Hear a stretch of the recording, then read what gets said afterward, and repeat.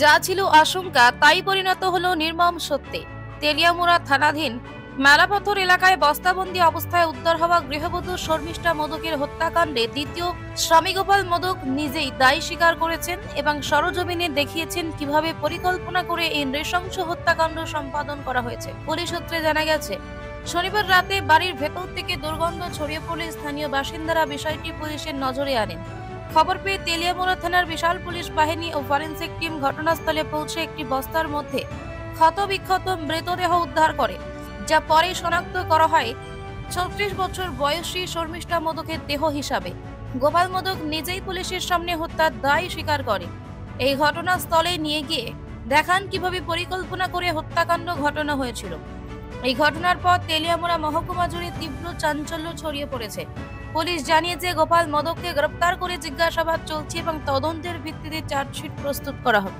এবারে আগের দিন আমাদের কাছে ইনফরমেশন এসেছিল যে একটা বস্তাবন্দি ডেড বডি আছে, তো সেই অনুযায়ী আমরা অ্যারেস্ট করেছি। অ্যারেস্ট করার পর আমাদের যে সায়েন্টিফিক এভিডেন্স যেটার উপরে বেস করে আমরা এগিয়ে গেছিলাম এবং এই সায়েন্টিফিক এভিডেন্সের উপরে অনেকগুলো এভিডেন্স আমাদের কাছে এসছে।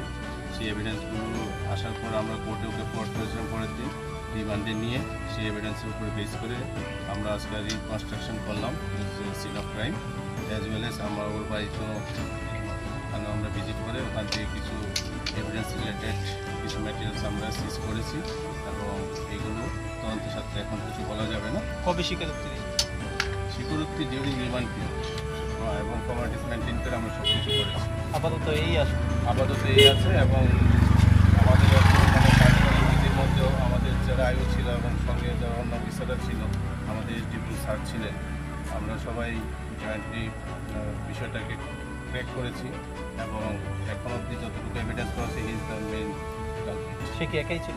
সেই একাই ছিল।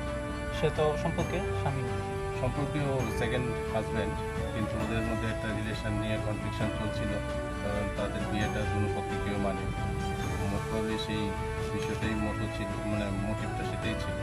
কোথা থেকে আটক করেছে? ওকে কল্যাণপুর নিজের বাড়ি থেকে আটক করা হয়েছে। এখন কি করবে? এখন পুলিশ রিমান্ডে আছে, কালকে আমরা ওকে প্রোভাইড করবো। ও স্বীকারোক্তি আপনাকে দিয়েছে? ও কনফিউজ করেছে দেখেই তো আমরা সেগুলো রিকনস্ট্রাকশন করলাম এবং বাকি ম্যাটেরিয়ালসগুলো ওর স্বীকারোক্তি বিষয়ে সেই এভিডেন্সগুলো আমরা কালেকশন করেছি।